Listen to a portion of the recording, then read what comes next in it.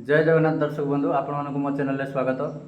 आज blog T स्वतंत्र होची बनाऊची गोटे छात्री पई आम स्कूल से छात्री आ पूर्वर मध्य होची तार होची अगस्त 15 आपण माने देखिथिले आ कमेंट रे भी देइथिले होची भलो कथा कहिथिले कि भलो भाषण दोची भलो पिलाटे आ हमर भविष्यत आ होची से पिलार तो होची भाषण सुनिथिले आ देखिथिले मध्य आपण मानकर होची बहुत भलो फीडबैक आस्थिला।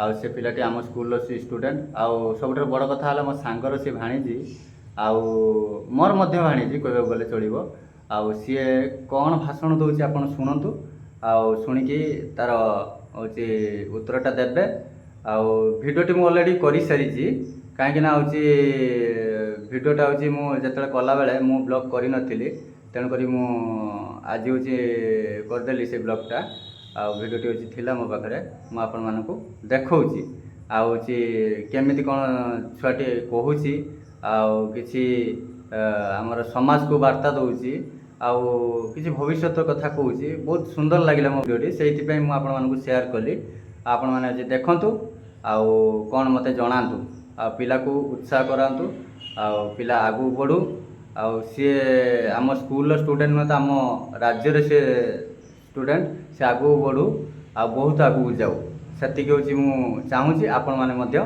चाहतु आ देखु केमिति कौन सी कहूँ सारा भारत रे बंद्य सारा विश्व दरबार रे सर्वधर्म गणतंत्र देवता महाप्रभु श्री जगन्नाथ श्री चरण कमल रे मोर भक्ति भर प्रणति जनाऊँ। सम्माननीय सभापति महोदय, पूज्य गुरुजी गुरुवृंद, उपस्थित अतिथि वृंद और मोर प्रिय प्रतियोगीगण, आज शिशु महोत्सव सुरभि प्रतियोगिता पौष्टिक खाद्य और बौद्धिक विकास जो मंच मिली सकाशे जी गर्वित अधिक कृतज्ञ। स्नेहमयी माँ भारती और यार जिज्ञासु सुधीवृंद निकट में मोर हृदय गदर भक्ति नैवेद्य। सुषम आहार पुष्टिकर खाद्य शरीर पर जरूरी सब खाद्य सारा शरीर में रही रोगे जीवे निश्चय। खाद्य तो खाद्य पुणी पौष्टिक खाद्य कौन मु भावुली मनीष निज पेटर भोग को मरी खाए पेटर भोग मरी गले से खुश खाद्य तार किसी देवा नेबा ना हेले सुरभि जितेबाला यह विषय वस्तु मिलला मोर मुंड चहलीगला।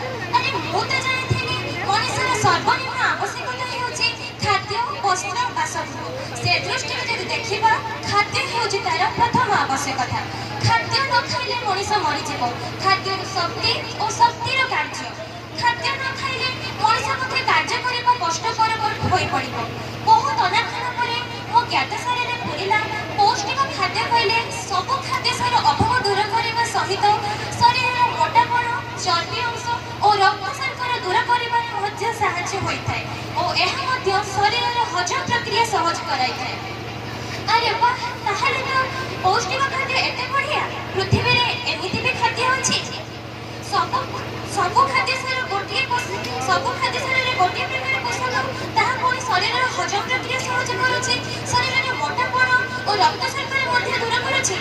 आपण माने कोन भाबुछंती सेटा कोन क्षीर ना ताहा हेउछि सस्ता सुंदर मजबूत आम मानकर मांडिया जौ बाजरा कांगो इत्यादि इत्यादि जहाँ आम गरीबर भात हांडी और गरीबर खाद्य बोली जाऊ जहाँ अनेक शताब्दी धरी मनीष घृणा कर आसुला आज पछे मनीष एते पाया कहीं आज घरे घरे डायबिटीज लो कोलेस्ट्रॉल बदहजमी मनीष एते घेरी रही तार एकमात्र औषध सहज उपलब्ध सेटा होची पौष्टिक खाद्य से बाजरा कांगो जौ इत्यादि खाइबार असुविधा कौन ताको खाइबा आम शरीर को सुस्थ रखिबा।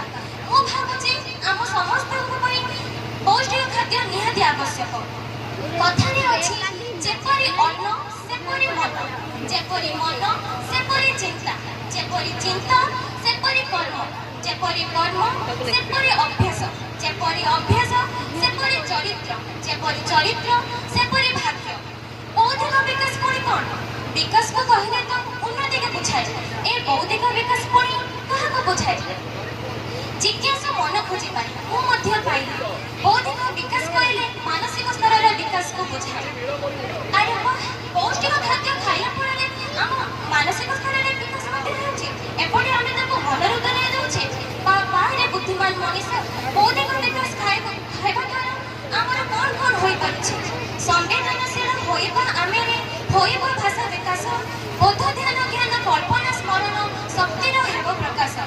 ନୈତିକ ଧାରଣା ହୋଇବ ସକ୍ରିୟ ଉଚ୍ଚ ମୂଲ୍ୟବୋଧ ଦେଇ ନିର୍ଣ୍ଣୟ କରିବା ସଂଘବଦ୍ଧ ହେବା ଜାଣିପାରିବୁ ରେ ଭାଇ।